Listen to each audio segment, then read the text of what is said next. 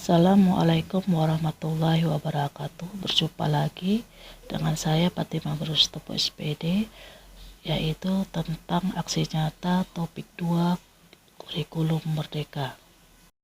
Di sini kita mempelajari dua modul, yaitu yang pertama makna kurikulum dalam pendidikan dan yang kedua pembelajaran versi kurikulum merdeka. Tentang kurikulum, apa itu kurikulum? Kurikulum adalah salah satu komponen penting dalam sistem pendidikan nasional. Kurikulum berperan sebagai pedoman dan acuan kita dalam pembelajaran. Fungsi kurikulum bagi guru adalah untuk memandu dalam proses belajar murid. 3 komponen dalam kurikulum, yaitu yang pertama tujuan pembelajaran atau konten, panduan pedagogi, dan yang ketiga panduan asesmen. Kemudian timbul pertanyaan berikutnya, mengapa kurikulum perlu diadaptasi? Karena kebutuhan murid berbeda-beda di tempat yang satu dengan tempat yang lain, disesuaikan dengan kodrat keadaan, kodrat alam, dan kodrat zaman. Sebagai pendidik harus mampu menyesuaikan kebutuhan murid.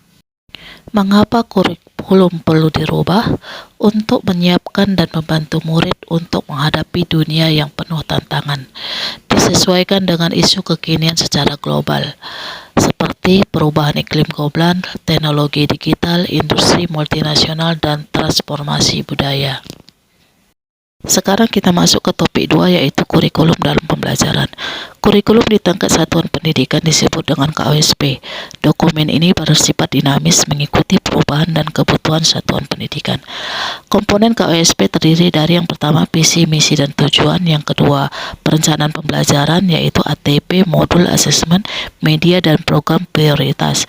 Yang ketiga pengorganisasian pembelajaran terdiri dari muatan kurikulum, beban belajar, intrakurikuler, ekstrakurikuler, dan proyek P5. Dan yang terakhir sistem pendampingan, evaluasi, dan pengembangan profesional. Pembelajaran versi kurikulum merdeka. Prinsip umum pembelajaran. 5 prinsip pembelajaran berpihak pada murid, yaitu 1. Mempertimbangkan kebutuhan capaian belajar murid saat ini. Yang kedua, membangun kapasitas belajar murid menjadi pembelajar sepanjang hayat. Yang ketiga, mendukung perkembangan kognitif dan karakter murid. Yang keempat, menyesuaikan konteks kehidupan murid. Dan yang kelima, mengarah pada masa depan yang berkelanjutan.